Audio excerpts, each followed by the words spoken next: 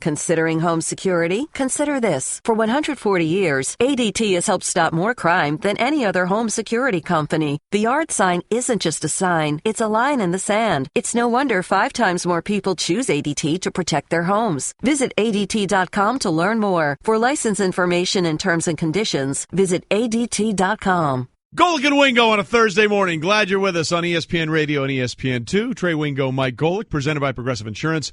All phone guests on the Shell Pennzoil Performance Line. We've started this sort of thing. Look, here's what happens when the young kids go out. When they go out at night. They give us content. They come back with all kinds of stories. Crazy stories. The big talent meeting here in Bristol where all the on-air people flew in for a big meeting yesterday.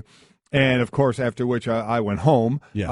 And my son, who is 28, went out with a bunch of the people, and they ended up karaokeing last night. So we had thrown it out there, pick an ESPN personality, and what song do you think they should karaoke? And it seems most people were getting a lot of great responses. At Golic and Wingo, yeah. Yeah, at Golic and Wingo, at Wingos, or at ESPN Golic. Great responses. It's a shame the ones that keep coming in, though, about Timmy Kirkjian. I kind of feel bad. They're playing the short card. Yeah, they are. Little Drummer Boy. Tiny Dancer. Short People by Randy Newman. That one also came in. This one might be one of the best ones I've seen yet. Dale writes in, Boomer. Hey, Boomer, what? Yeah. Meatloaf, Bat Out of Hell. Oh, nice. Right? That would be good. Although, knowing Boom, he's on concert on stage a lot with Huey Lewis and the News. Yeah. So it might be hip to be square. That's true. Do you believe in love? And what's the theme from Back to the Future? Out of Time. Back in whatever that song was. Yeah, whatever that song is. I'll work on that one. That would be good. But keep those coming in. There's some really good ones. And also, we're going to start to give away. A lot of people have been mentioning these coffee mugs that you see on our set, a lot of different styles. We're going to start giving them away, and basically it's how are you Golic? Power of Love, that's what it was. Power of Love. There you go. And basically it's how do you Golic and Wingo us? Oh. How do you watch us? How do you ingest us? Watching, I know. Oh, yeah. Digest, ingest, whatever. It is. I tell you what, one right out of the gate here, D-Mac says, hey, Golic, my wife just walked downstairs. She sent a picture of a one shot of me, just me and basically my face, came downstairs and said, he has beautiful hair. You do, actually. I like that. And he also said it's her birthday. Can you wish her happy birthday? Her name is Nisha. So, Nisha, happy birthday. You do have, for middle-aged white guy hair, you do have hair to crave. I mean, the inventory is still very strong. They're up there as far as possibly winning a mug. So, how are the mug is good, by the way. I'm not going to lie to you. Yeah, it is. And it's deceptively big. Yeah. You think, you can't fit like a giant whatever in there. You can. It's bigger than you would think. You pour a lot of liquid in that thing. Yeah. So keep those coming at the 1-800-Flowers.com Twitter feed at Golic and Wingo, and let us know the songs that you think somebody here at ESPN would be great at karaokeing at. What was the one for Adam Schefter? Oh, Call Me Maybe? Carly Rae Jepsen, Call Me Maybe. That's great. There it is. And you can, I've seen Adam do it with two phones at one time. He's got one on, he's texting here, that we call that hashtag Scheftering. That's awesome. So that's what Adam is doing in a big, big way. All right, lots to get to, and why don't we begin this hour with... It's time for... Off the Top. Whether you like it or not, it's just beginning. With Golic and Wingo. All right, and we start off the top with the NBA, and Paul George scored only 12 points and shot only 3 of 14 from the floor, but it was enough as the Thunder won his first game back to Indiana thanks to a strong game from the supporting cast. Yeah, he was booed. He was booed when he was introduced. He was booed every time he touched the ball, that, which though, is right? fine. He's the one who said, I'm leaving this team, so you may want to get rid of me, and they did. But, boy, I tell you, he and Russell Westbrook and Carmelo Anthony, the three of them were 10 of 45. They shot just 22%. So it was Steven Adams who led the way, 23 points, 13 rebounds. So they got the win. That's the most important thing. George did play well defensively. We've had a lot of talk about Victor Oladipo, how well he's played offensively in the absence of Paul George. But when Paul George was guarding Oladipo was just 1 for 7 with 2 turnovers. So he did well on the defensive end. Yeah, George, Russell Westbrook, and Carmelo just scored 34 points, which is very interesting. And the Oklahoma City reunion tour or coming back tour continues Saturday when they go to New York to play the Knicks. And obviously Carmelo Anthony will be big part of that reunion game. We continue. Off the top. Houston, you do not have a problem. The Rockets used a 25-0 run, their largest since November 1997 per the Elias Sports Bureau, to win their 11th straight game since Chris Paul returned from injury. It's been what a game for them last night. Hornets, they outscored the Hornets by 39 points on three-pointers. They were 17 of 45, and the Hornets were just 4 of 21. What's been interesting is how this team has done with just one of those two on the court. Not together, but with just Harden on the court. They've been better offensively, efficiency-wise, and defensively, and net efficiency. And with Paul, just Chris Paul, the exact same thing. So, that what a great thing to have is that you can go on individually and still have this team perform better. Is pretty impressive. And you really have to start to wonder, with the way the Celtics have consistently been winning, and now what the Rockets are doing, are they legitimate threats to the two teams we're handing it to in the Cavaliers and Golden State to make it back for another final? Right. Look, we're a long way from that. We get that. But an interesting takeaway from the start of this season is that it doesn't feel like a foregone conclusion anymore. Right? It doesn't feel like, hey, we'll just play this thing out, and for the fourth straight year, we'll have the Cavs and the Warriors meet in the finals. It feels differently. Now, look, a million things could change, and injuries are going to be a big part of that going forward. But you have the Celtics with Kyrie doing unbelievable things. Gordon Hayward now has the boot off. Is it possible that he might be able to come back toward the end of the season and into the playoffs and contribute in some way, shape, or form? And is it possible that Houston, with this mixture that they've found, could be not only good enough but big enough to maybe push around Golden State a little bit in the Western Conference, who've already had many more losses at this point of the year than they did a year ago? It just doesn't seem like we're rubber stamping anything to the finals anymore. Which I think is good. And I totally agree. Yeah, and by the way, basketball already in a great place, for especially coming off of last year, where we really knew the two teams that were going to be there, and they got there. So if there's a little bit of intrigue this year, I'm sure that can only help. And again, long way to go, but it just feels like it's a different sort of set of circumstances early in the NBA season. Most people agree the NBA season really doesn't kick off until Christmas Day and beyond. We get that. It just seems like the temperature of the league is a little different than it has been the last couple of years. Right. Staying in the NBA. Off the top. Lonzo Ball is going to face LeBron James for the first time in his professional career this evening when the Lakers visit the Cavs. And although Lonzo struggled with his shot, Ball's averaging more rebounds, assists, and blocks per game than James did during his rookie season. Yeah, the probably as far as rebounds per game, probably about a rebound and a half, assists per game, probably about 1 assist per game, but scoring we know is a little bit different. But Lonzo Ball has been, from vision of court and from the neck up as advertised coming into the NBA, and how players, his teammates certainly love him because he knows how he dishes the ball to him extremely well. And it brings up that interest, and we're a ways away from it next offseason when there's a lot of people, I'm not one of them, that think that LeBron's going to go to the Lakers, that the Lakers still need to do some movement there to where they can have two max salaries, one being the possibility of Paul George, one of the reasons he's not in Indiana anymore, and the other possibly being LeBron James. We'll see. But LeBron had a lot of nice things to say about Lonzo Ball in the beginning of his career, as my son brought up, and I think correctly so, that a lot of times that LeBron will say nice things about those that don't really pose a threat. Haven't to got him. there yet. Haven't got there because it was, as my son brought up, that he was really nice about talking about Steph Curry. All of a sudden, Steph Curry started with the MVP stuff, and maybe it wasn't the love wasn't thrown as much going out there. Well, it's interesting, too, because, Lonzo's doing better in some categories than LeBron was in his rookie year. But what LeBron is doing this year, look, I think you expect it because of what he's done consistently over time. But the numbers he's putting up in his 15th year in the he's playing better year 15 than in any of the years at this point statistically than he won the MVP. Yeah. Look, we talked about this a little bit last week. Do you compare what Brady's doing at 40, although he's slipped up a little bit the last couple of games, to what LeBron is doing? It's an amazing thing, and I get it. It's not a 15-year career like if you went at least 1 year in college, one and done. He went straight from high school. But the wear and tear on your body, going up and down the floor, and as many minutes as LeBron plays, it's It's an impressive thing, and I think it goes underappreciated because, it's LeBron. You expect it. Exactly. You expect that from LeBron. You expect it from Michael Jordan. You expect it from Tom Brady, from Aaron Rodgers to save the team and all that. The Cavs have won 15 out of the last 16, and in that time, James has averaged 27, 9, and 9, so it's been going pretty well.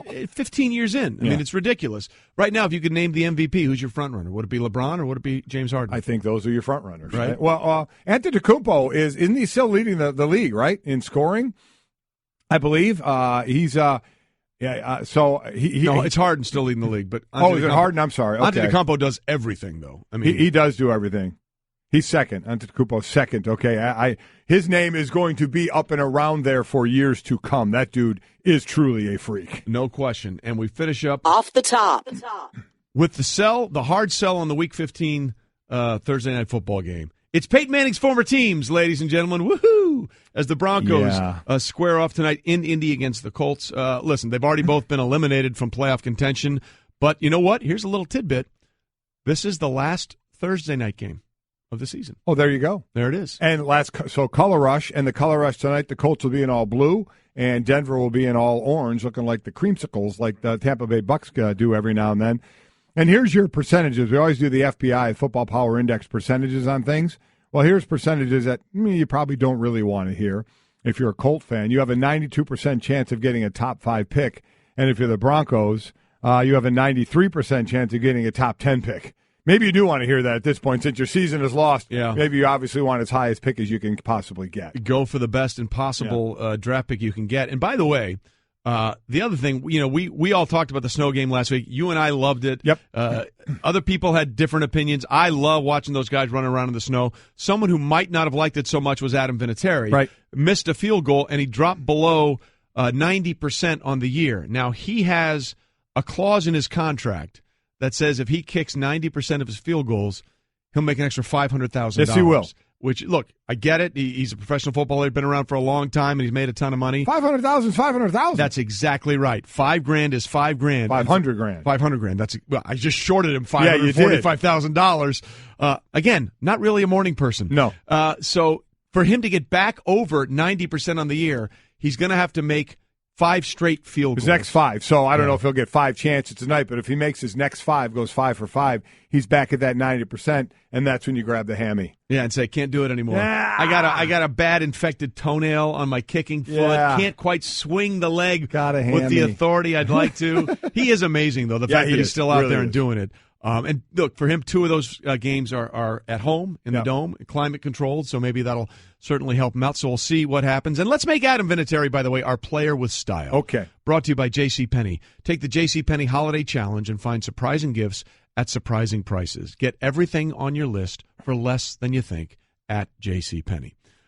So again, this is the last Thursday night game. And, there's been so much debate about the Thursday night game. Right. And the next Thursday night game, I believe, will be the Hall of Fame game. Right, that's right. In Canton, Ohio, which is always a great trip. If you're a football fan, get out there once in your life because it is really a fun thing. And we'll talk about this, nonstop, what the Thursday night football game means. But again, your point has always been it's once a year, except for maybe one of the 2 teams that plays on Thanksgiving anyway, which would be the Lions and the Cowboys. Right. And we do start to get Saturday games, right? We got a couple of them Saturday. We have Kansas City and the Chargers. Yep, a huge game. That's Saturday. In prime time. And then in the playoffs, we get some Saturdays as well. So you still love that. You still love those days because you may sit there and say you don't like them on those days, and all of a sudden when you don't have them anymore on those days, what am I watching? Yeah, what am I watching? You're a little hungry for it, aren't you? Yeah. So we'll see how that plays out going forward. Golic and Wingo on ESPN Radio and ESPN2, presented by Progressive Insurance. All phone guests will join us, including Ron Rivera in a little bit, on the Shell Pennzoil Performance Line. Big game for the Carolina Panthers coming up this Sunday as they welcome in the Green Bay Packers. But, Mike, we talked about it earlier on the show, and there was a great article on Sports Illustrated and the MMQB site. Basically, the researchers at the Brain Institute in Boston believe that they might be able to have a test within the next 5 years that can determine in a person alive whether or not they have CTE, chronic traumatic encephalopathy, which is damage to the brain that causes all kinds of issues. And it's been talked about a lot with football players, but it's also an issue in hockey players and in soccer. Basically, in any contact sport where there are collisions, CTE is going to be there. And what they did, they asked a lot of current players if there was a test Right. that you could take right now, because the only way you can detect CTE right now is post-mortem, in other words, after you die. If there was a test right now that you could take to determine whether or not, as a current football player, you had CTE, would you take it? And among the players they asked Kirk Cousins, the quarterback for the moment of the Washington Redskins. We'll see where he goes in the offseasons. They asked a linebacker, Tahir Whitehead, of the Lions. They asked a center, Ryan Khalil, of the Panthers, Chris Long of the Eagles, the defensive end, and they gave a bunch, as well as Deion Jordan and Artie Burns, the cornerback for the Steelers, and they gave a bunch of different answers. But it seemed like the majority of them said, I would like to know whether or not I had it. And then you brought up an interesting point about your take on the situation here. Yeah, my initial thought when I first heard, would you take it? And again, we're talking about if you're already in the pros. Certainly, this test can be used for a lot of great research, which I'll get into. My first initial thought, okay, if I'm in the NFL right now and I could have a test that could tell me if I have CTE, my initial thought was, is there a cure for it? And the answer is no. At this point, there is no. no. So I would say, then why do I want to know I have something that can't be cured when all it would be is on my mind all the time? And that's one of the things Chris Long, who is a very thoughtful guy about a lot. Considering home security? Consider this. For 140 years, ADT has helped stop more crime than any other home security company. The yard sign isn't just a sign, it's a line in the sand. It's no wonder 5 times more people choose ADT to protect their homes. Visit ADT.com to learn more. For license information and terms and conditions, visit ADT.com. Golic and Wingo on a Thursday morning. Glad you're with us on ESPN Radio and ESPN2. Trey Wingo, Mike Golic, presented by Progressive Insurance. All phone guests on the Shell Pennzoil Performance Line. We've started this sort of thing. Look, here's what happens when the young kids go out. When they go out at night. They give us content. They come back with all kinds of stories. Crazy stories. The big talent meeting here in Bristol where all the on-air people flew in for a big meeting yesterday. And, of course, after which I went home. Yes. And my son, who is 28, went out with a bunch of the people, and they ended up karaokeing last night. So we had thrown it out there, pick an ESPN personality, and what song do you think they should karaoke? And it seems most people were getting a lot of great responses. At Golic and Wingo, yeah. Yeah, at Golic and Wingo, at Wingos, or at ESPN Golic. Great responses. It's a shame the ones that keep coming in, though, about Timmy Kirkchak. I kind of feel bad. They're playing the short card. Yeah, they are. Little Drummer Boy. Tiny Dancer. Short People by Randy Newman. That one also came in. This one might be one of the best ones I've seen yet. Dale writes in, Boomer. Hey, Boomer, what? Yeah. Meatloaf, Bat Out of Hell. Oh, nice. Right?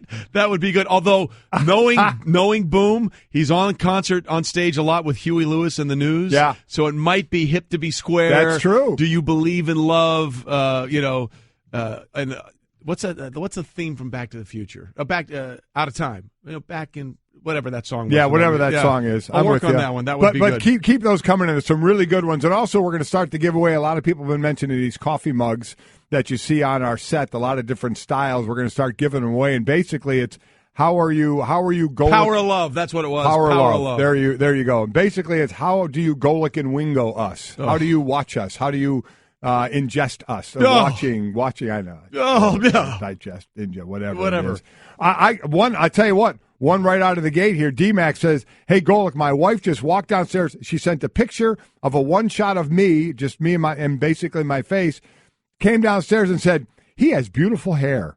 You do, actually. I like that. And he also said it's her birthday. Can you wish her happy birthday? Her name is Nisha. So, Nisha, happy birthday. You do have, for middle-aged white guy hair, you do have hair to crave. I mean, the inventory is still very strong. They're up there as far as possibly winning a mug. So, how are the mug is good, by the way. I'm not going to lie to you. Yeah, it is. And it's deceptively big. Yeah. You think, you can't fit like a giant whatever in there. You can. It's bigger than you would think. pour a lot of liquid in that thing. Yeah.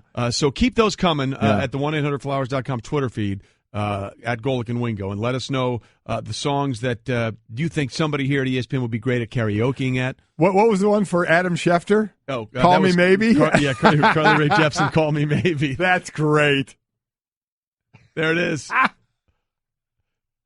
And you can, I've seen Adam do it with two phones at one time. Yeah. He's got one on, he's texting here, that we call that hashtag Scheftering. That's awesome. So that's what Adam is doing in a big, big way. All right, lots to get to, and why don't we begin this hour with... It's time for Off the Top Whether you like it or not, it's just beginning. with Golic and Wingo. All right, and we start off the top with the NBA, and Paul George scored only 12 points and shot only 3 of 14 from the floor, but it was enough as the Thunder won his first game back to Indiana thanks to a strong game from the supporting cast. Yeah, he was booed. He was booed when he was introduced. He was booed every time he touched the ball, that, which though, is right? fine. He's the one who said, I'm leaving this team, so you may want to get rid of me, and they did. But, boy, I tell you, he and Russell Westbrook and Carmelo Anthony, the three of them were 10 of 45. They shot just 22%. So it was Steven Adams who led the way, 23 points, 13 rebounds. So they got the win. That's the most important thing. George did play well defensively. We've had a lot of talk about Victor Oladipo, how well he's played offensively in the absence of Paul George. But when Paul George was guarding Oladipo was just 1 for 7 with 2 turnovers. So he did well on the defensive end. Yeah, George, Russell Westbrook, and Carmelo just scored 34 points, which is very interesting. And the Oklahoma City reunion tour or coming back tour continues Saturday when they go to New York to play the Knicks, and obviously Carmelo Anthony will be a big part of that reunion game. We continue. Off the top. Houston, you do not have a problem. The Rockets used a 25-0 run, their largest since November 1997 per the Elias Sports Bureau, to win their 11th straight game since Chris Paul returned from injury. And it's been what a game for them last night. Hornets, they outscored the Hornets by 39 points on three-pointers. They were 17 of 45, and the Hornets were just 4 of 21. What's been interesting is how this team has done with just one of those two on the court. Not together, but with just Harden on the court. They've been better offensively, efficiency-wise, and defensively, and net efficiency. And with Paul, just Chris Paul, the exact same thing. So, you know, that what a great thing to have is that you can go on individually and still have this team perform better. Is pretty impressive. And you really have to start to wonder, with the way the Celtics have consistently been winning, and now what the Rockets are doing, are they legitimate threats to the two teams we're handing it to in the Cavaliers and Golden State to make it back for another final? Right. Look, we're a long way from that. We get that. But an interesting takeaway from the start of this season is that it doesn't feel like a foregone conclusion anymore. Right? It doesn't feel like, hey, we'll just play this thing out, and for the fourth straight year, we'll have the Cavs and the Warriors meet in the finals. It feels differently. Now, look, a million things could change, and injuries are going to be a big part of that going forward. But you have the Celtics with Kyrie doing unbelievable things. Gordon Hayward now has the boot off. Is it possible that he might be able to come back toward the end of the season and into the playoffs and contribute in some way, shape, or form? And is it possible that Houston, with this mixture that they've found, could be not only good enough but big enough to maybe push around Golden State a little bit in the Western Conference, who've already had many more losses at this point of the year than they did a year ago? It just doesn't seem like we're rubber stamping anything to the finals anymore. Which I think is good. And I totally agree. Yeah, and by the way, you know, basketball already in a great place, for especially coming off of last year, where we really knew the two teams that were going to be there, and they got there. So if there's a little bit of intrigue this year, I'm sure that can only help. And again, long way to go, but it just feels like it's a different sort of set of circumstances early in the NBA season. Most people agree the NBA season really doesn't kick off until Christmas Day and beyond. We get that. It just seems like the temperature of the league is a little different than it has been the last couple of years. Right. Staying in the NBA. Off the top. Lonzo Ball is going to face LeBron James for the first time in his professional career this evening when the Lakers visit the Cavs. And although Lonzo struggled with his shot, Ball's averaging more rebounds, assists, and blocks per game than James did during his rookie season. Yeah, the probably as far as rebounds per game, probably about a rebound and a half, assists per game, probably about 1 assist per game, but scoring we know is a little bit different. But Lonzo Ball has been, you know, from vision of court and from the neck up as advertised coming into the NBA, and how players, his teammates certainly love him because he knows how he dishes the ball to him extremely well. And it brings up that interest, and we're a ways away from it next offseason when there's a lot of people, I'm not one of them, that think that LeBron's going to go to the Lakers, that the Lakers still need to do some movement there to where they can have two max salaries, one being the possibility of Paul George, one of the reasons he's not in Indiana anymore, and the other possibly being LeBron James. We'll see. But LeBron had a lot of nice things to say about Lonzo Ball in the beginning of his career, as my son brought up, and I think correctly so, that a lot of times that LeBron will say nice things about those that those that don't really pose a threat. Haven't to got him. there yet. Haven't got there because it was, as my son brought up, that he was really nice about talking about Steph Curry. All of a sudden, Steph Curry started with the MVP stuff, and maybe it wasn't the love wasn't thrown as much going out there. Well, it's interesting, too, because, Lonzo's doing better in some categories than LeBron was in his rookie year. But what LeBron is doing this year, look, I think you expect it because of what he's done consistently over time.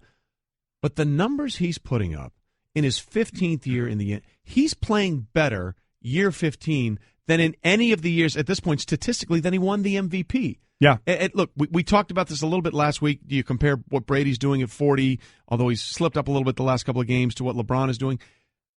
It's an amazing thing. And I get it. It's not a 15-year career like if you went at least 1 year in college, one and done. He went straight from high school.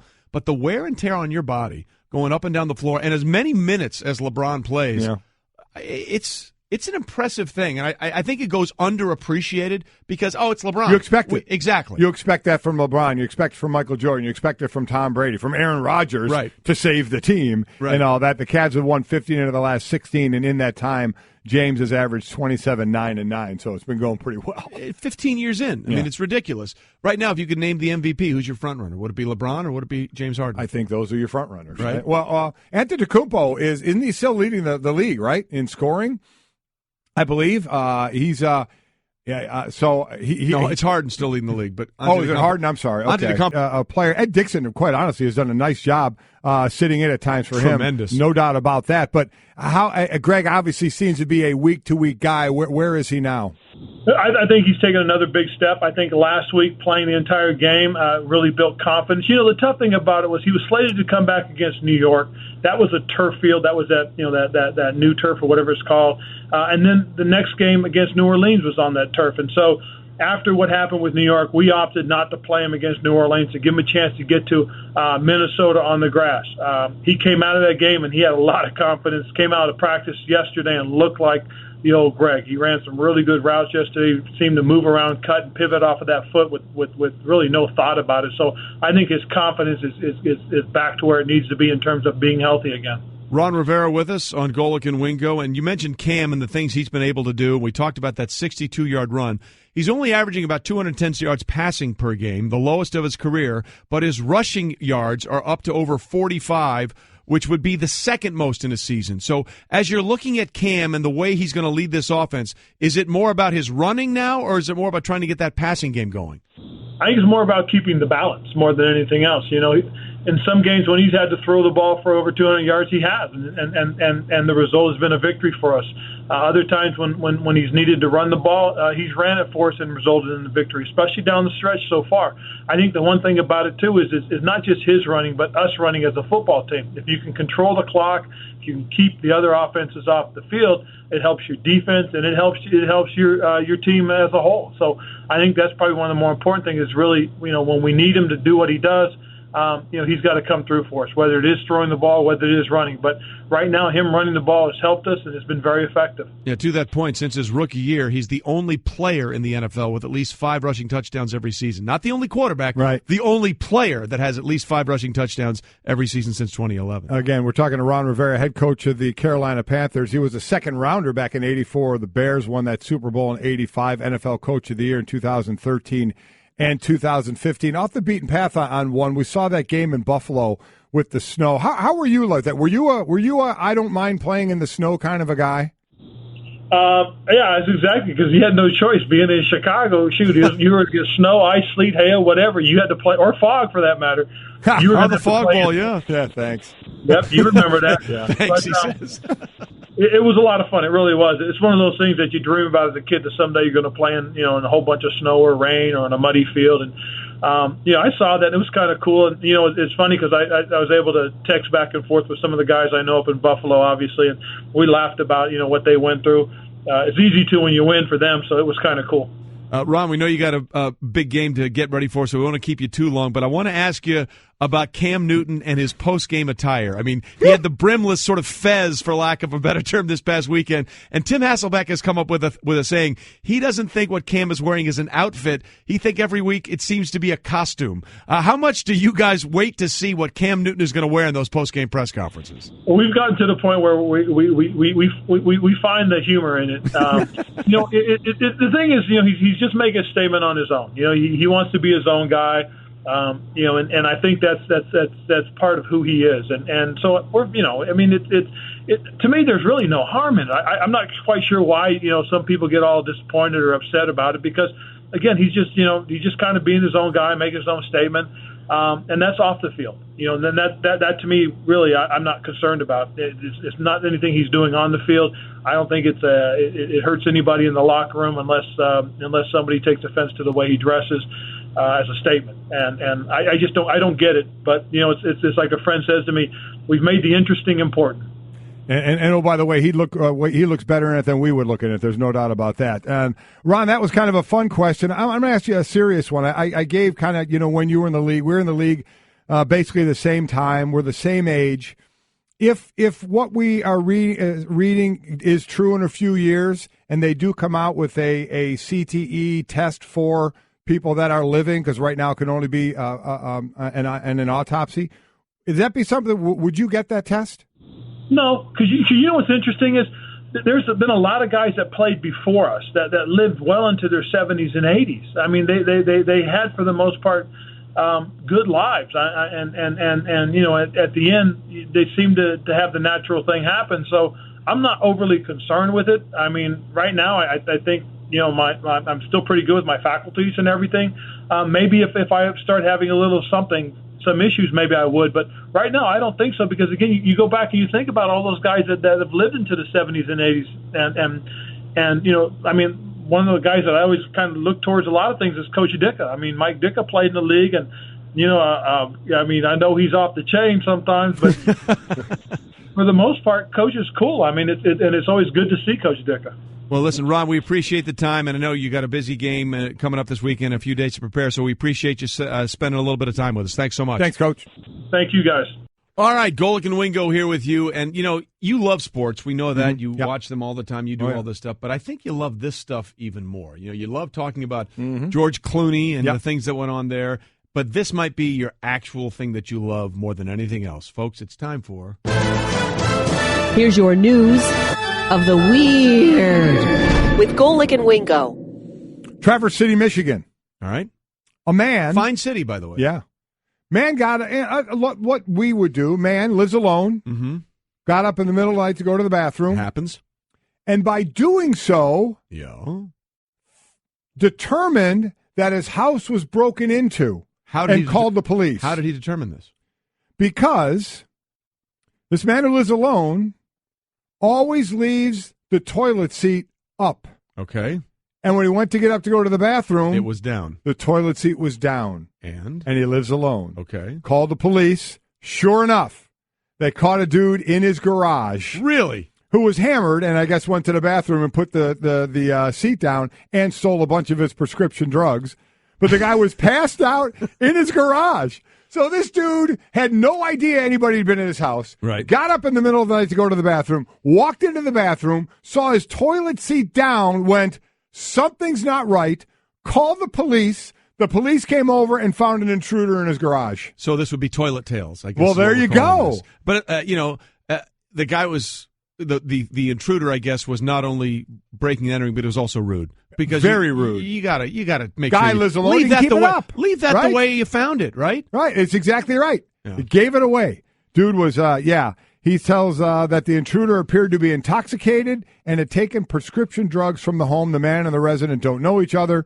Charges will be pursued. Okay. How about that, though? Well, so you don't need a nanny cam. You don't need, a whole system. The toilet seat giveaway. Toilet seat giveaway. So, that's the thing. Check. And if you have that, you'll save yourself thousands. That's amazing, though, to walk security. in and see it's down. But if you do live alone, nobody's. You got to think, know the routine. You start to think, did I put it down? But if you never did, but you go all the way to call the cops. Yeah. And then there's an intruder in your garage. It's awesome. How bad would that have been if that wasn't there? He's like, yeah, I don't know why I called you. But good for him. They figured it out. All right, when we come back, a quarterback conversation still on the way about did we all get it wrong in 2015. But when we come back, one of the top 50 greatest players in the history of the NBA will join us in studio next to talk about what's going on in the NBA and is it really less likely that we'll have the Cavs and Warriors Part 4 in the finals. Stay with us, Golic and Wingo. Considering home security? Consider this. For 140 years, ADT has helped stop more crime than any other home security company. The yard sign isn't just a sign, it's a line in the sand. It's no wonder 5 times more people choose ADT to protect their homes. Visit ADT.com to learn more. For license information and terms and conditions, visit ADT.com. Lots to get to. The tweets keep coming in at Golic and Wingo on the 1-800-Flowers.com Twitter feed. Karaoke night. What ESPN personality and what song would you like to hear him sing based on Junior's foray last night with some friends? Yeah, we had the ESPN, again, air quotes, talent meeting yesterday, of which a guy sitting in our studio came in town for because he's not only ESPN talent, but was pretty talented on the basketball court. He's just court talent. As well, yeah. And that would be one Scottie Pippen joining us. So, because I wanted to ask you, my son was out last night with a bunch of ESPN people. They ended up karaokeing. So we're asking people out there at Golic and Wingo, if you pick an ESPN or ESPN personality, what song would you have them karaoke? You ever go karaoke? You a karaoke guy at all? No. No? I like watching, but I'm not good on the microphone. You did never were no. partaking at karaoke night, huh? Maybe after a few cocktails. Yeah, well, that's normally how it is. Isn't that pretty much norm? the recipe. Yeah. Who goes up there without having a few cocktails? That's what I want to know. I don't want to know that guy. No, I don't either. By the way, as you listen to Scottie talk, one of the 50 greatest players in the history of the NBA and a Hall of Famer back in 2010, when you say I'm not really good with the microphone, brother, if you didn't play, you could have been the greatest FM DJ of all time. Exactly right. You listen to those dulcet tones come through the mic, and I'm like, man, I get it. You were a good NBA player. I think you might have missed your calling. The smooth tones are almost as good as anything you did on the court. You know, that's one of the other things we would ask, like, entertainers when we would have them on. Because entertainers, I've always said, entertainers wanted to be athletes, and athletes wanted to be entertainers. If you could have been, like, one of the 50 greatest at anything else other than basketball like you are, what were outside of the world of sports, what would it have been? Wow. Well, I like entertainment, so I would probably say a singer. See, that's where I would go. That's what I would want to do. You want to be Gordon Lightfoot, though. I just want to be able to stand up and sing and have people go, "Wow, is he a great singer?" Yeah, that's it. You know, you just want to dance with somebody. Well, there you go. So again. 2 minutes into the segment, we're glad we're completely off track with Scottie Absolutely Pippen, right. Who's probably in here to give us the Straight Talk, brought to you by Straight Talk Wireless, best phones, best networks, no contracts, specifically with basketball. We'll see if we can get him to do a little Barry White later if he wants to be a singer with those That's pipes. Where he would go, yeah. That would work out very well. It worked out well, I guess, for the Oklahoma City Thunder last night in the sense that they got the win and Paul George's return. But this is a team, Scottie, that just has not figured out how these three guys, Paul George, Carmelo, and Russell Westbrook, can work together. And we've had a bunch of people say they don't think it's going to work. Do you think they can eventually find a way to get the basketball moving for these guys to do what they do? Well, I watched them play against Golden State, and I felt like that was one of their better games. But since that point, they have fell off. But, I think they will get it together. I feel like that, they're one of those teams that they're going to need more games. When you put three players together who have been stars on their team, who has demanded the ball on several occasions down the court, and now it's only one ball and three of those stars, it's very difficult. And I think Russell Westbrook is the one that's probably dealing with this in a situation where he feels the most uncomfortable, because we watched him last year and the performance that he put on night in and night out, whether he was pounding the ball or not, he brought a different type of tenacity to that team. They've lost that little bit of edge because Russ, I think, has pulled back a little bit, and he's trying to get those other guys involved a little bit. So I just think it's going to take some time. But we all know that Russell Westbrook can turn it up another notch if things start to go haywire. So I just hope that they can continue, and hopefully by All-Star break that this team can turn it around. Well, it's interesting because, he was so aggressive last year, and we saw the average, the triple-double, And it was the couple of years or the few years before that of a lot of people think is why Durant's not there anymore, because why is Russell shooting so much? Give the ball to Durant. Let him shoot more. But as we find out, when Russell is aggressive, he's pretty darn good. But now when you have those other stars, that's why there are so many people that think this is a one-and-done thing with Oklahoma City, because those other guys really can't make a living there the way they're used to, because it seems like, from you're saying, you correct me if I'm wrong, this is going to fall mostly on Russell. Since he touches the ball the most, he's the one that's going to have to defer the most. Yeah, it is. And he's at a crossroad right now because, as you said, KD left a year ago because he didn't want to play with him, and we don't know what those reasons are, but we seem to think that it was because he's not a very passive guy on the basketball court. So he has to try to win these guys over, Paul George, Carmelo, and try to convince them that he's a team player, he's a willing passer, and that's what he's been dealing with these last few months into the season. So I think they're going to get better. I think it's too much talent right there for it not to jail. And I think in time we will see a different OKC team. Well, Stephen A. Smith, not one prone to making, not shy about expressing his opinions, for lack of a better term, said it might be time to change the coach. So where are you on how Billy Donovan is managing these three guys? I'm a big fan of Billy Donovan, so I don't want to go in that direction. I think the talent is truly there. I think it's going to be a decision truly that they're going to have to make if they want to try to salvage something out of this season. But I think they're in a great position. You can't start to panic right now. You're not going to be better than OKC.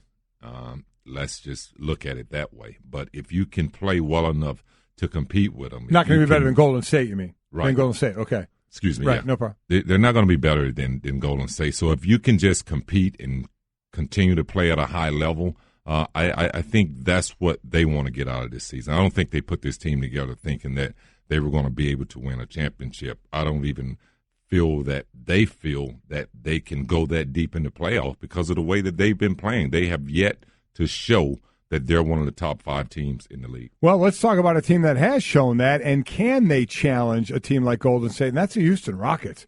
Chris Paul coming back, and they're on a streak. They seem to do unbelievably well when only one of them's on the court, not both at the same time. But are they a legitimate threat to Golden State in the West? I think they are. I watched them last night, and I've had my thoughts about whether or not Chris Paul and Harden can play together, and I see what Chris Paul brings to the table.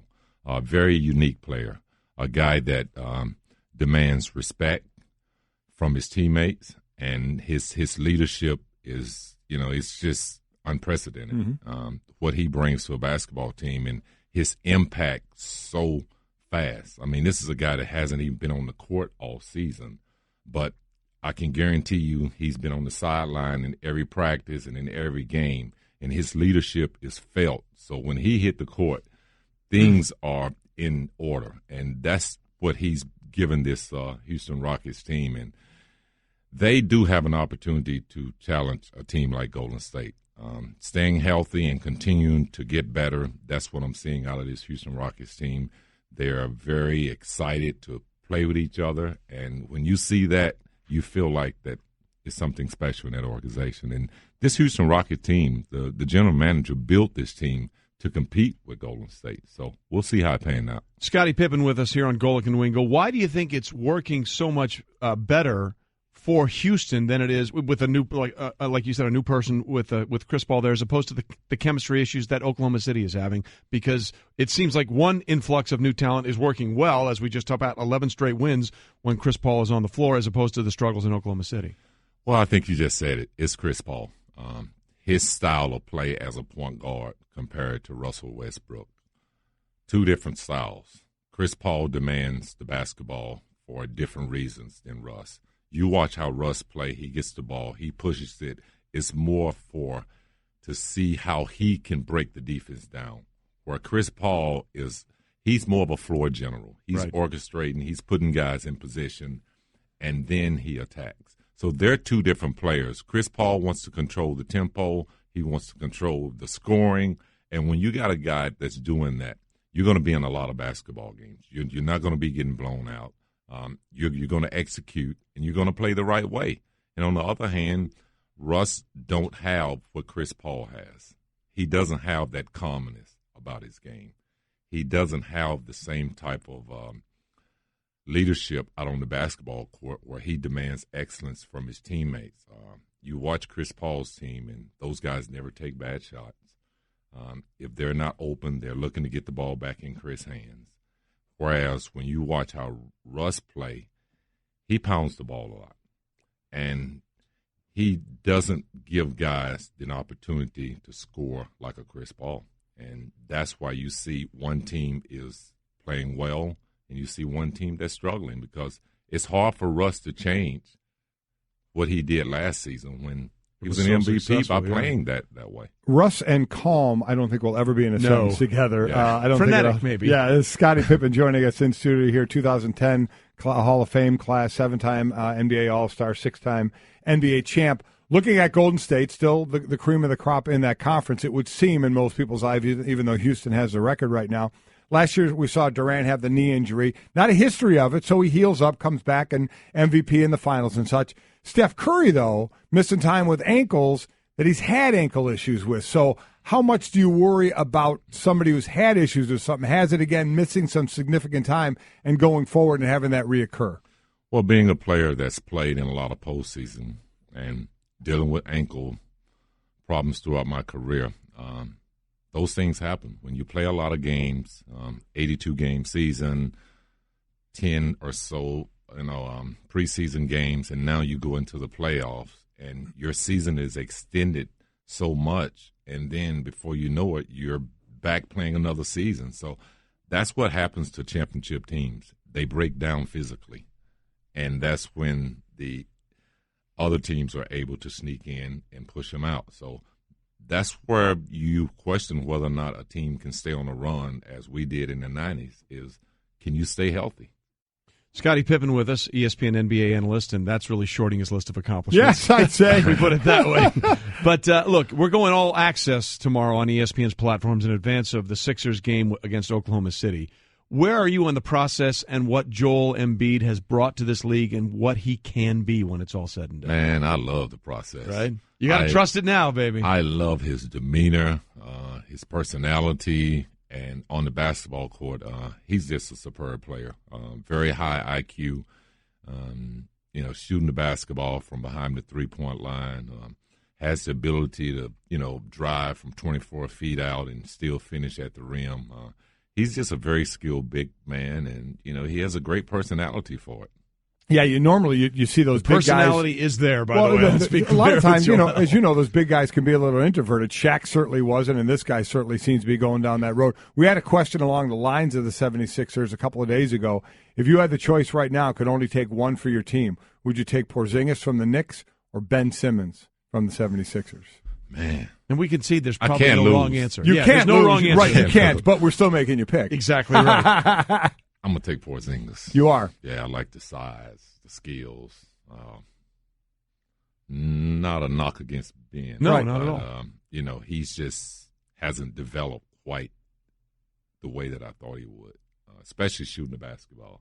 Very skilled player, ambidextrous, finished well, great passer, but Porzingis is a very special player, as we know. 7-footer, can handle the ball, can shoot the three, can defend, can rebound. He's a special player, and I think in the next couple of years, as he get more physically developed, we're going to see a difference. It's interesting because Barkley yesterday said he would take Porzingis as well, and the difference was Ben coming along and his shooting still has a little ways to go. Certainly has the other aspects of it down, as well, but he would take Porzingis. Well, the versatility you get with Porzingis is what's so interesting. But they're both freaks, a 6'10" point guard and a 7'3" freak. Yeah. It's incredible. We were talking about the last point guard that big was probably Magic, although you could make the case that now, specifically, and at times over the past few years, LeBron has really played the point at 6'9". And we were talking about this before we got on the air, as Golic and Wingo was presented by Progressive Insurance, comparing rates to help you save. Now that's Progressive. Call or click today and find out how much Progressive could save you. LeBron, 15 years in, you said something that I thought you thought this is the best he's ever played. He's superb, man. 15 years in the league, most guys are thinking, where am I going to be in the next couple of years when I retire? Or this guy is not even looking at retirement. he's playing superb. He efficient. That's what I say about LeBron. Just efficient. Never misses games.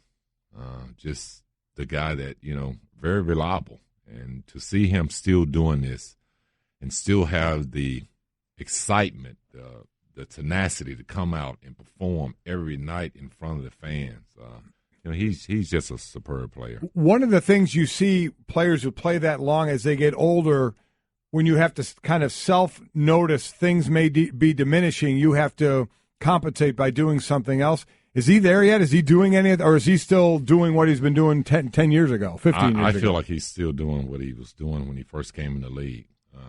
LeBron has mastered the game of basketball to the point where he's able to do things on his own, but he's also able to pull back and utilize his teammates to keep him there. And he's just had a superb career in terms of a guy that's very durable. And to see him still doing this 15th season, you wonder how long can this go on? And with all the postseasons he's been in, it's like he's played an extra full season of games on those legs. So like we asked, can Houston challenge Golden State? How about the Celtics? Let's give them a little love. And Gordon Hayward now out of the walking boot, unbelievably, they talk about as the possibility of him playing in April, which would be unreal. But even without him, what they're doing, do you see them as a legitimate threat to the Cavaliers? No. I'm going to be honest. Really? I like what the Celtics have created. I like the culture that they've been able to create. And I've never been a Celtics fan my whole life, but I enjoy watching the Celtics. I enjoy watching Kyrie. I enjoy watching them last season. But I think this team is really built for regular season. When I watch what happened to them last season in the postseason, I felt like that if the Bulls could have stayed healthy and kept Rondo on the court, that they would have lost in the first round. Now, given the fact that they did make it to the Eastern Conference Final, they were no match for Cleveland. And I feel that that gap is still there, and they haven't closed it. Well, even though they've taken Kyrie away, I don't think that Kyrie will have that kind of impact against his old team come playoff time. Well, look, you played 17 seasons, okay, which is a ridiculously long time. Yeah. And you, as we said, you're in the Hall of Fame. You were voted one of the top 50 players in the history of the NBA. Your numbers in your 15th season, when you were playing for Portland, you averaged 10.6 points per game, 5.2 rebounds, and I'm trying to find assists here. So, decent numbers. And then you look at 10 assists. 10 assists. Okay, well, we'll give you 10. No, just kidding. We'll give you close to that.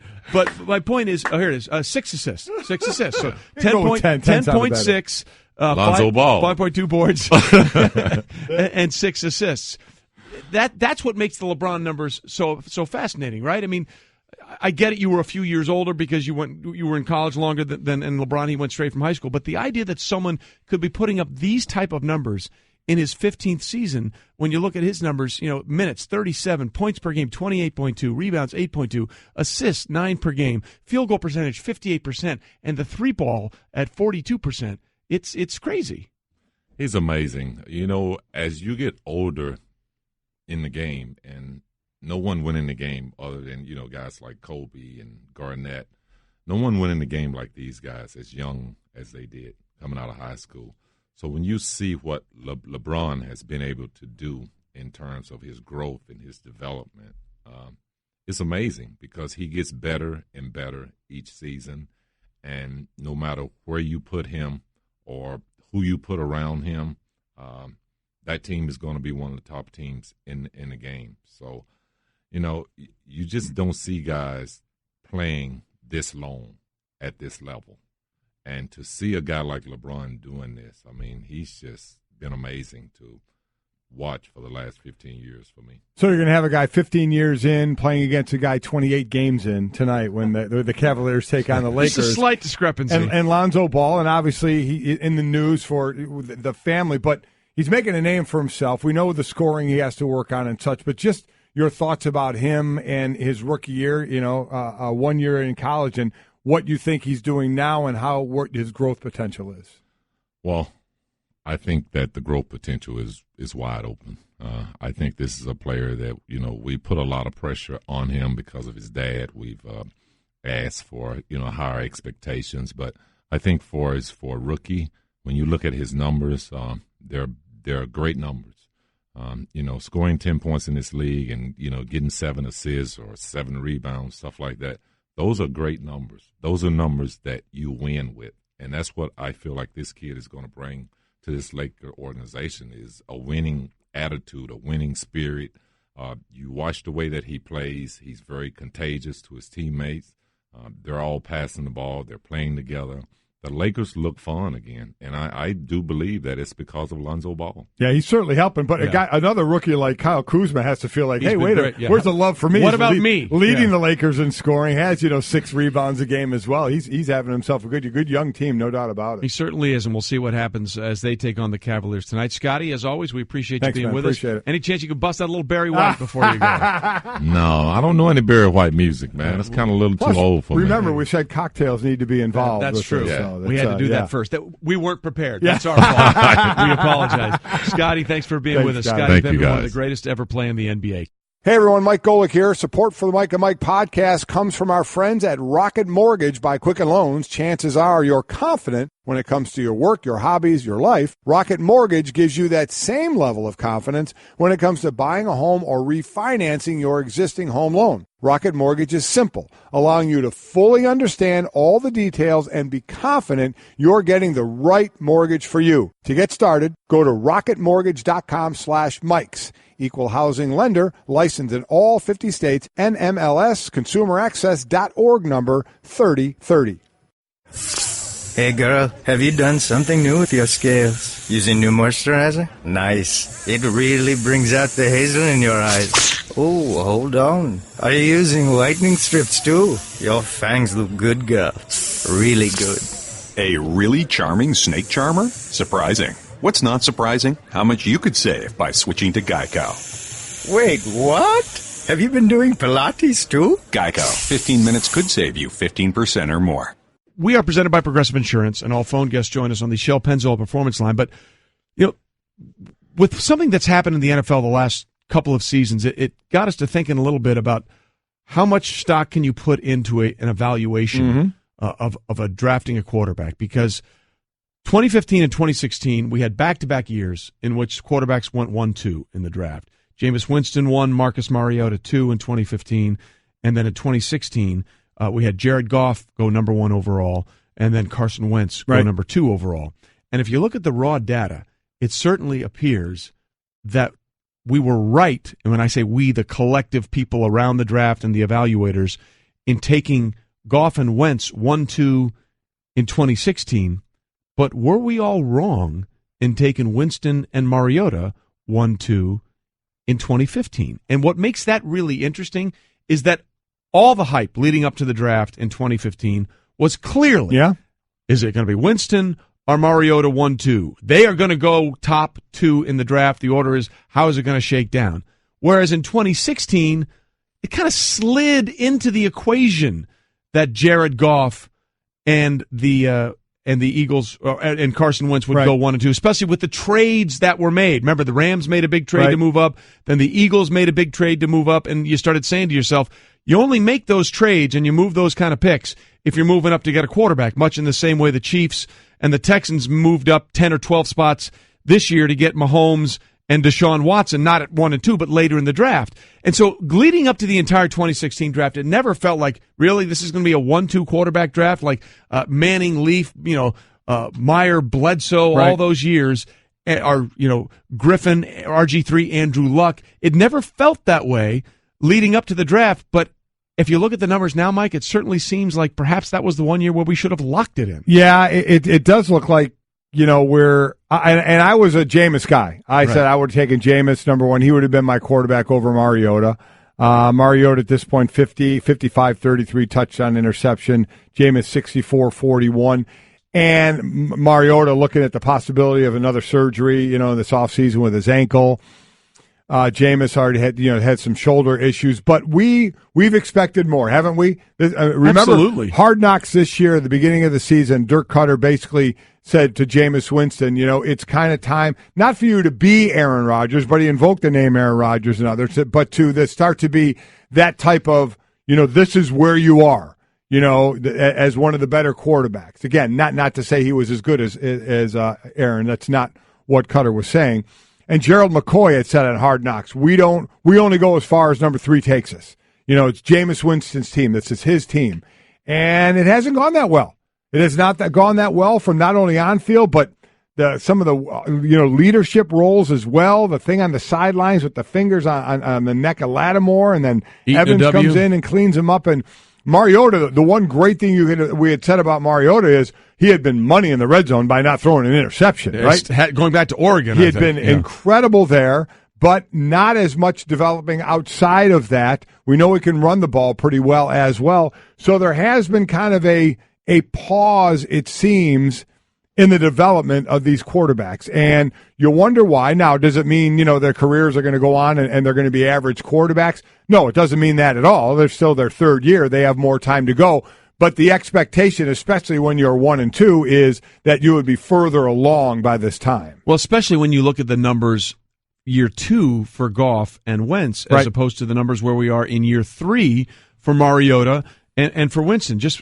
Look, wins and losses are sometimes a hard measurable to go to quarterbacks. I believe a quarterback can play very well and his team not be very good. Mm-hmm. So, but you look at these numbers. Winston and Mariota combined 10 and 12. Goff and Wentz 20 and 6 this season. TDs to interceptions. Winston and Mariota 24 against 22. Goff and Wentz 53 against 13 interceptions. And then the metric that ESPN uses to how a quarterback plays in relation to how it helps their team win.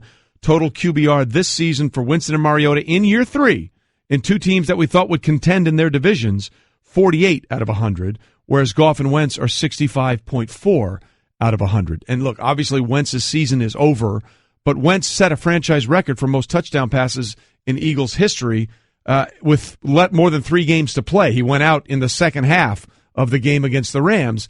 And so it just makes you wonder, was the evaluation missed a little bit on these 2 guys with Mariota and James? Are we ready to say that, or are we willing to say things, around them? Do you say, what kind of talent are you putting around? Let's look at Mariota. Your tight end is your leading receiver. Delaney Walker, who's been around for still a fine receiving tight end, no doubt about it. But if you're going to be an explosive offensive team, that's really not who you want leading your team. Now, I do like the 1-2 punch of Henry and Murray in the backfield. And that's what Mularkey likes to do, their head coach. The good bookends of Conklin and Llewellyn at the tackles for the offensive line, but not a lot of power and heavy hitting from the receiving core. You have Rashard Matthews, second with 44, and then Decker, who they brought in at 40. And then you look out in Tampa Bay. You have Mike Evans, who you love as a receiver, and you bring in Deshaun Jackson thinking, all right, now we got a big guy in Evans. We got a guy that can take off the top of the defense in Deshaun. We get Doug Martin back, and that's been in and out at running back. Cameron Brate has come on, quite honestly, as a tight end. But so you look at it from a weapons side, and you thought the defense for Tampa Bay was going to be coming along a little more. So does that come into play at all of who the weapons are around them in this evaluation? It does, and to me it does, because they went out and were aggressive, especially in Tampa Bay in the offseason. Look, last year they didn't have a single 50-yard play in Tampa. They were the only team last year. And that's why they got Jackson. And they got Deshaun Jackson. Well, they have one 50-yard play this year. And that would be to the tight end, O.J. Howard, the rookie out of Alabama. In fact, we looked it up yesterday on NFL Live. They only have one 50-yard play over the last 2 seasons, by far the lowest in the NFL. And those are the plays that change games. Deshaun Jackson has 38 50-yard plays from scrimmage. Forget his kick returns, which are ridiculous as well over his career. He has 38 in his career, 50-yard plays from scrimmage. And to put that in some sort of perspective, the Cleveland Browns, who have started the first team ever in NFL history to start back-to-back seasons at 0-13, have 4 50-yard plays over the last 2 years, and the Bucs have 1, and it was to a tight end. So it just, when you look at the weapons with Mike Evans, with O.J. Howard, with Cameron Brate, with Doug Martin, with Deshaun Jackson, it's not clicking. I don't know what the reason is, Yeah. but it's not going anywhere near what I think the expectations were for that offense. Now, the Mariota thing is interesting because he's thrown a lot more interceptions this year. Yeah, he has. He's dealing with, look, he broke his leg last year. I Right. get that. And now he's dealing with a hamstring injury. But the one thing that we thought about Marcus is that he'll protect the football. He'll use his legs to run and put the team in a good position to win. But you have an excellent point about the receivers. They've tried a bunch. They got the young receiver, Corey Davis. Right. And he's battled some injuries. Yes, he has. So maybe that's been a part of it. But for whatever reason, these two guys in their third year are nowhere near what Wentz and Goff are in their second year. No, they're not. No, you can easily say that. Yeah. Easily, it can point toward and I think the best story out of them all is Goff, right? Yeah. I mean, Carson Wentz came in and did a representative job his rookie year, right? Started out really well, then had a little hitch toward the back half of his rookie year. But no more than Goff, who wasn't even active in the beginning of the season. Starts 7 games, doesn't win one of them. Everybody's ready to talking about what could you get for him in a trade, or he's on the junk pile. And here you go with Sean McVay and what he's doing, where Goff is right now. That is the textbook definition of you do not draft a quarterback for his rookie year. Right. You draft him for a decade. So I'll still say that about Mariota and about Winston. We're in their third year. Are they behind what we think the curve should be because they went 1 and 2? There's going to be those expectations. Yes, they're behind that. But I'm certainly in no way near ready to say, well, those were busts. No. You got to give them some more time on that. You're not ready to cut the cord, but you begin to start looking and trying to find out why these things aren't working, especially when the Bucs made the change at head coach because they believed Dirk Cutter, who was the offensive coordinator before he got the head coaching job, was going to be that guy that was going to work well with Jameis Winston. That also hasn't worked out. See, that's another thing, too. Sean McVay just started, Coaching matters. and Doug Peterson's going to be in Philly. Dirk Cutter going to be hanging there. That could be an iffy one in Tampa Bay. I think Malarkey in Tennessee. Yeah, Malarkey. Yeah, I think he'll be there. We don't hear that he's in any kind of trouble. I think of the 4 coaches we're talking about, forget the 2 for the Rams and the Eagles. No, they're not going anywhere. But Dirk Cutter might be one that might be flirting a little bit. Look, with a lot of veteran quarterbacks that may be out there, it's going to be an interesting offseason across the because there are always surprise firings. There's always a surprise move as well. And the NFL offseason, which starts sometime in March when the official league year begins, it's going to be very interesting this year more than any other. Golic and Wingo presented by 1-800-Flowers. Don't stress over the holidays. 1-800-Flowers.com makes it easy to find great holiday presents for great prices, like up to 40% off best-selling bouquets, arrangements, and holiday goodies. To order, go to 1-800-Flowers.com/ESPN.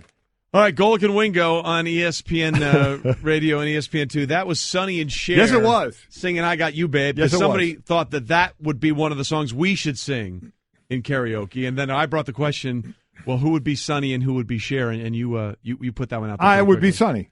And I would be... You'd be whatever I said you'd be. That's exactly This all right. started, about, 4 hours ago, a little less than 4 hours ago, when Mike was on the show. After First and Last, he came on our show and talked about, as I said, yesterday there was a big quote-unquote talent meeting here with over 500 on-air people at ESPN, a big meeting. Rarely does that happen. So Mike ended up, I did what my 55-year-old body would do. I went home, and he did what his single 28-year-old body would do. We went out with some people from ESPN. As he should. Yes. And they ended up doing some karaoke. And while we were talking about it during the show this morning, Mike and I actually did a little bit of singing as well. Do you have that up there? I do. I think we all chimed in on this one, and this was one of your go-tos. My go-to song. Looking Glass, 1974, I believe. It is a great song. I'm not going to begrudge you that. There you go. She serves them whiskey and wine. The sailors say, Brandy, please you're a fine girl. Such a fine girl. What a good wife you would be. Yeah. Little Brandy and Looking Glass. Now, There's what I was proud of. On a western bay, and it serves. Go ahead. There you go. What I was proud of is my son, I think I've had a good influence on all my kids, knew that song to chime right in word for word. Very, very important. Although I think that you get a little pass there because it was a big part of Guardians in the Galaxy, too. It was. That is big true. opening scene. That brought it back for a lot of people. And I could probably say I would not have been able to chime in on the songs he was singing last night. Didn't even know those songs. In karaoke. What has been funny in songs that you and I grew up on, my kids, and I'm sure yours, because they're about the same age, when Glee was the popular, so they thought Glee did those songs. No. There were people that actually did the songs before Glee did the songs. That was a cover for somebody else. Yeah, it's exactly right. By the way, somebody else suggested this one for us. Do we have this one?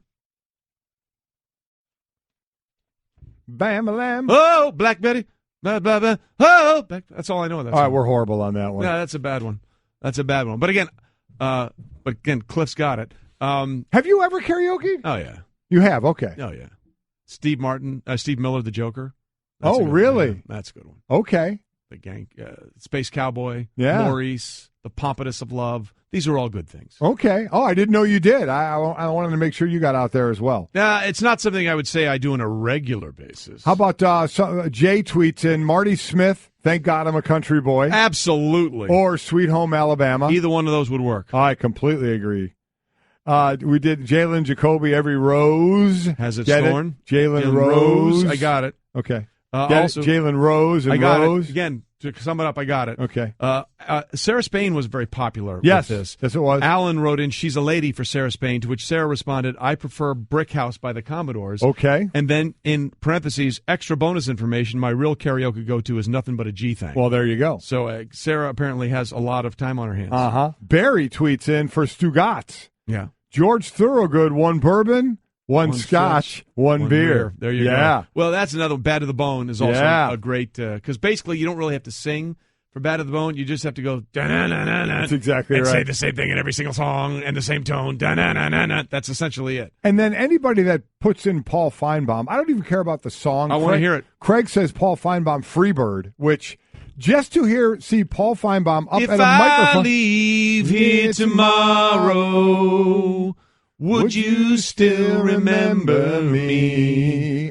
So the good. problem with Freebird is it's a 9-minute song. Forever. So Forever. You really have to be into the person singing it or into Freebird for that to work. And then I think a great sing-along song that we hear in stadiums as well. Someone else said you and I should sing it.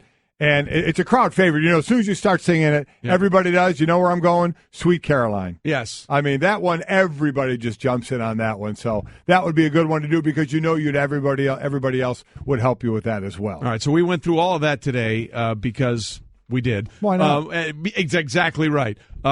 Last Thursday night game. Last Thursday night game until the Hall of Fame game. Who do you got? Colts or Broncos? I think I'm going to go with Denver. Just at the end of the day, I mean, there's nothing to like about either one of these teams except occasionally the Denver defense. So I'll probably go with the Denver defense. So I'll probably go with Denver. Looking forward to the color rush.